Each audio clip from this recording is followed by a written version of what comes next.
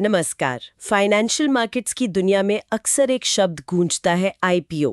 हम सब सुनते हैं कि कोई नई कंपनी बाजार में आ रही है, अपना आईपीओ ला रही है। पर क्या हमने कभी सोचा है कि उस आईपीओ में एक शेयर की कीमत, उसका भाव आखिर तय कैसे होता है? आज हम इसी सवाल के जवाब की गहराई में उतरेंगे।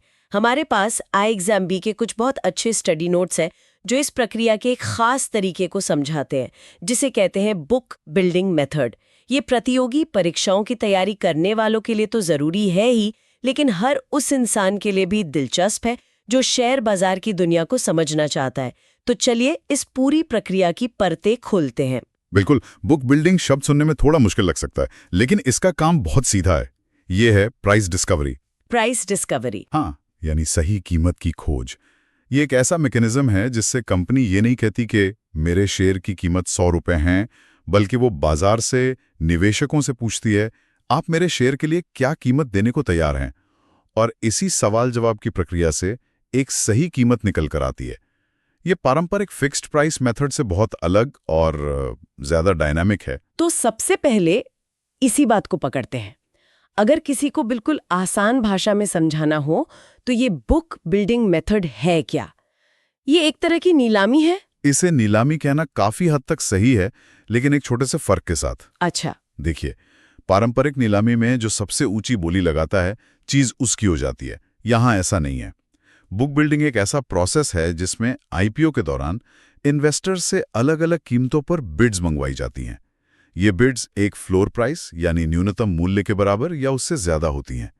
जब सारी बिड्स आ जाती हैं, तब एक फाइनल कट ऑफ प्राइस तय किया जाता है, जिस पर ज्यादातर निवेशकों को शेयर अलॉट होते हैं। अच्छा, मतलब कंपनी पहले से कीमत तय नहीं करती, बल्कि निवेशकों से ही पूछती है कि वो कितना देने को तैयार हैं। यहीं पर एक बहुत मजेदार मोड़ आता है। हमारे स्रोत बताते हैं कि कंपनी आईपीओ खुलने के कम से कम 2 कामकाजी दिन पहले एक प्राइस बैंड या फ्लोर प्राइस बताती है, यानी एक न्यूनतम और अधिकतम सीमा। और फिर निवेशक उस बैंड के अंदर अपनी पसंद की कीमत और क्वांटिटी के लिए बोली लगाते हैं। एकदम सही। ये पूरी प्रक्रिया मांग और आपूर्ति के खेल पर आधारित है। कंपनी को ये जानने का मौका मिलता है कि बाजार में उसके शेयरों के लिए कितनी भूख है। अगर निवेशक ज्यादा कीमत देने को तैयार हैं, तो इसका मतलब है कि कंपनी की साख अच्छी है। चलिए अब इस प्रक्रिया को एक कहानी की तरह समझते हैं, ताकि ये और आसानी से समझ आए। मान लीजिए हमारी एक कंपनी है और वो अपना आईपीओ लाना चाहती है। तो इस कहानी का पहला अध्याय क्या होगा? पहला कदम क्या उठाएगी वो कंपनी? इस कहानी का पहला और सबसे महत्वपूर्ण किरदार है बुक रनर लीड मैनेजर, जिसे हम शॉर्ट में बीआरएलएम कहते हैं। बीआरएलएम। हाँ, कंपनी सबसे पहले इसे अपॉइंट करती है। ये बीआरएलएम अक्सर कोई बड़ा मर्चेंट बैंकर या इन्वेस्टमेंट बैंक होता है। आप इसे इस पूरी आईपीओ फिल्म का डायरेक्टर समझ सकते हैं, जो शुरू से लेकर अंत तक पूरी प्रक्रिया को निर्देशित करेगा। ठीक है, तो हमारी कहानी का हीरो यानी कंपनी अब अपने मेंटर बीआरएलएम को ढूंढ चुकी है। अब इस कहानी में आगे क्या होता है? ये दोनों मिलकर क्या करते हैं? अब ये दोनों मिलकर इस कहानी की स्क्रिप्ट लिखते हैं। स्क्रिप्ट? हाँ, जिसे फाइनेंस की भाषा में ड्राफ्ट प्रोस्पेक्टस कहते हैं। ये प्रोस्पेक्टस कंपनी की पूरी कुंडली है, जो वो निवेशकों के सामने रख रही है। उसकी फाइनेंशियल हिस्ट्री, उसके फ्यूचर प्लान्स, वो आईपीओ से मिले पैसों का क्या करेगी, कंपनी के प्रमोटर कौन है और उस बिजनेस में क्या क्या रिस्क हैं, सब कुछ। मतलब पूरी ईमानदारी से सब कुछ बताना पड़ता है। लेकिन इस कुंडली में एक चीज गायब होती है ना? हाँ, इसमें सब कुछ होता है, सिवाय एक चीज के, शेयर की फाइनल कीमत। उसकी जगह, जैसा हमने बात की, एक प्राइस बैंड दिया जाता है। अब इस ड्राफ्ट प्रोस्पेक्टस को मंजूरी के लिए भेजा जाता है बाजार के रेगुलेटर यानी सेबी के पास। सेबी के पास इसे फाइल करने का खास मकसद क्या है?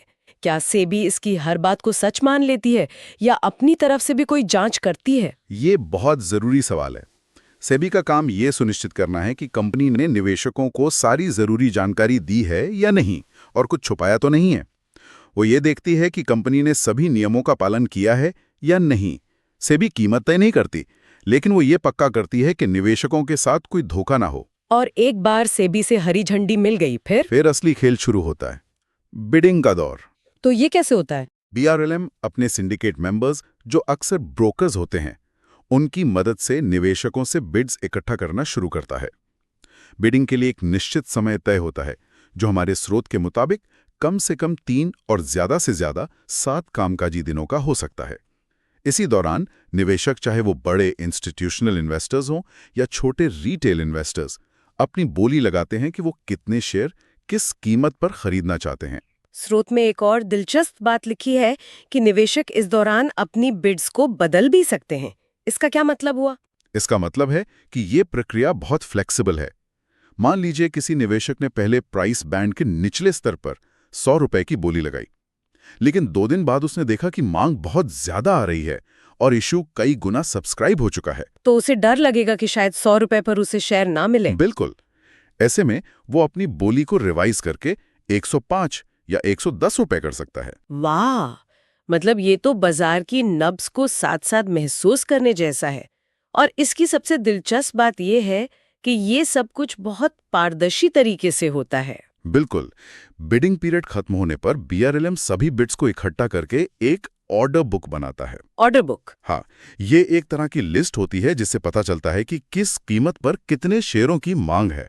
और जैसा आपने कहा, ये रियल टाइम में होता है।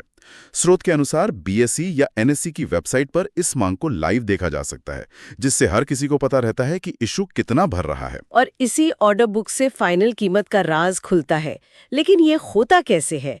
मान लीजिए अलग अलग लोगों ने अलग अलग कीमतों पर बोली लगाई है, तो फाइनल कीमत कैसे तय होती है? चलिए इसे एक छोटे से उदाहरण से समझते हैं। मान लीजिए कंपनी को 100 शेयर बेचने हैं। प्राइस बैंड है 100 से 110 रुपए। अब ऑर्डर बुक में कुछ इस तरह की बिड्स आती हैं। 110 रुपए पर 30 शेयरों की मांग आई, 108 रुपए पर 40 शेयरों की और 105 रुपए पर 50 शेयरों की। ठीक है। अब बीआरएलएम और कंपनी देखेंगे कि किस कीमत पर उनके सारे 100 शेयर बिक जाएंगे। अगर वो कीमत 110 रुपए तय करते हैं तो सिर्फ 30 शेयर बिकेंगे। सही है। अगर वो 108 रुपए तय करते हैं तो 110 वाले और 108 वाले दोनों निवेशक इस कीमत पर खरीदने को तैयार होंगे, यानी कुल 70 शेयर बिकेंगे। लेकिन अभी भी पूरे 100 नहीं हुए। सही कहा। लेकिन अगर वो कीमत 105 रुपए तय करते हैं तो 110, 108 और 105 तीनों स्तर पर बोली लगाने वाले निवेशक शेयर खरीदेंगे, यानी 30, 40 और 50। कुल 120 शेयरों की मांग इस कीमत पर है। जबकि बेचने तो 100 ही हैं। बिल्कुल। तो 105 रुपए वो कीमत है जिस पर कंपनी का पूरा इशू आराम से बिक जाएगा। तो यही कट ऑफ प्राइस बन सकता है। ये तो बहुत ही साफ तरीके से समझ आ गया। तो कीमत तय होने के बाद फाइनल प्रोस्पेक्टस को रजिस्ट्रार ऑफ कंपनीज के पास फाइल किया जाता है और फिर अलॉटमेंट या रिफंड का प्रोसेस शुरू हो जाता है। ये तो साफ है कि ये काम कोई एक अकेला नहीं कर सकता। इस पूरी टीम में बहुत से खिलाड़ी होते हैं। हाँ, और इन इंटरमीडिएट्स को समझना प्रतियोगी परीक्षाओं के लिए बहुत जरूरी है। इस पूरी प्रक्रिया को एक बड़ी फिल्म प्रोडक्शन की तरह देख सकते हैं। अच्छा। जैसा हमने कहा, बीआरएलएम इसका डायरेक्टर है, लेकिन डायरेक्टर अकेला फिल्म नहीं बना सकता, है ना? तो इस फिल्म में और कौन-कौन है? फिर आते हैं अंडरराइटर्स। ये वो बड़े स्टूडियो हैं जो गारंटी देते हैं कि फिल्म चलेगी, यानी इशू सब्सक्राइब हो जाएगा। गारंटी मतलब? ये आमतौर पर इन्वेस्टमेंट बैंक्स होते हैं। इनका काम ये सुनिश्चित करना होता है कि अगर किसी वजह से इशू पूरी तरह से नहीं भरता तो अंडरराइटर्स बाकी बचे हुए शेयर्स खुद खरीदते हैं। अच्छा, ये तो एक तरह की बीमा पॉलिसी हो गई कंपनी के लिए। बिल्कुल।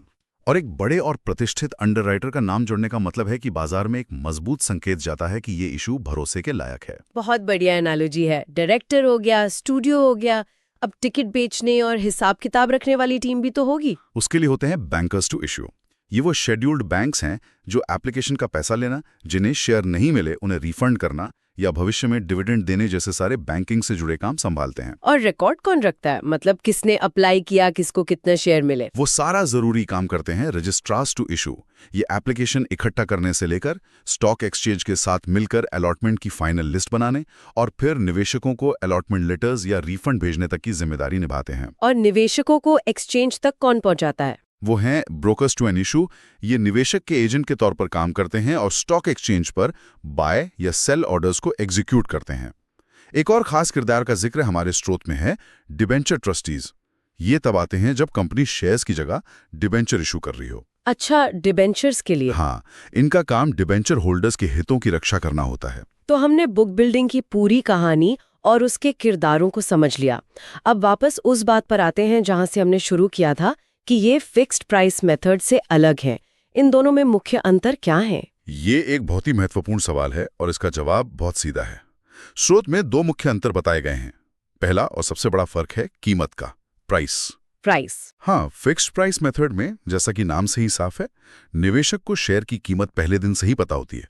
कंपनी एक फिक्स प्राइस पर शेयर ऑफर करती है, जबकि बुक बिल्डिंग में सिर्फ एक प्राइस बैंड पता होता है। फाइनल कीमत बिडिंग के बाद तय होती है। यह निवेशक को कीमत तय करने की प्रक्रिया में शामिल करता है। और दूसरा फर्क है मांग यानी डिमांड की जानकारी का, और बिजनेस के नजरिए से ये बहुत बड़ा है। फिक्स्ड प्राइस में इशू बंद होने के बाद ही कंपनी को पता चलता है कि कुल कितनी मांग आई। हो सकता है इशू 10 गुना ओवर सब्सक्राइब हो जाए या शायद अंडर सब्सक्राइब रह जाए। कंपनी अंधेरे में रहती है। हाँ, ये तो रिस्क है। जबकि बुक बिल्डिंग में बिडिंग के दौरान ही रियल टाइम बेसिस पर मांग का पता चलता रहता है। आपको जोमैटो का आईपीओ याद होगा? बिल्कुल याद है। उसमें मांग इतनी जबरदस्त थी कि कीमत प्राइस बैंड के ऊपरी सिरे पर तय हुई। ये बुक बिल्डिंग की ताकत का एक बेहतरीन उदाहरण है कि कंपनी बाजार के मूड को भांप सकती है। लेकिन क्या इसका एक दूसरा पहलू भी है? क्या इससे छोटे निवेशकों को नुकसान नहीं होता? बड़े खिलाड़ी तो अपनी बड़ी बिड से पूरी मांग को एक तरफ झुका सकते हैं और छोटे निवेशक बस देखते रह जाते हैं। आपका सवाल बिल्कुल जायज है। ये बुक बिल्डिंग की एक आलोचना भी है। बड़े इंस्टीट्यूशनल इन्वेस्टर्स जो हजारों करोड़ों की बोली लगाते हैं, वो कीमत तय करने में ज्यादा बड़ी भूमिका निभाते हैं। सेबी ने इस समस्या को समझा है और रिटेल इन्वेस्टर्स के हितों की रक्षा के लिए कुछ नियम बनाए हैं। जैसे उनके लिए एक हिस्सा आरक्षित रखना और उन्हें कट ऑफ प्राइस पर अप्लाई करने का विकल्प देना। लेकिन ये बहस का विषय जरूर है कि क्या ये काफी है? हमारे स्रोत में एक और दिलचस्प टर्म है, रिवर्स बुक बिल्डिंग। ये क्या है? क्या ये सच में बुक बिल्डिंग का उल्टा? हाँ, आप इसे ठीक वैसा ही समझ सकते हैं। अगर हम इसे बड़ी तस्वीर से जोड़कर देखें तो बुक बिल्डिंग तब होती है जब कंपनी पहली बार अपने शेयर जनता को बेच रही है।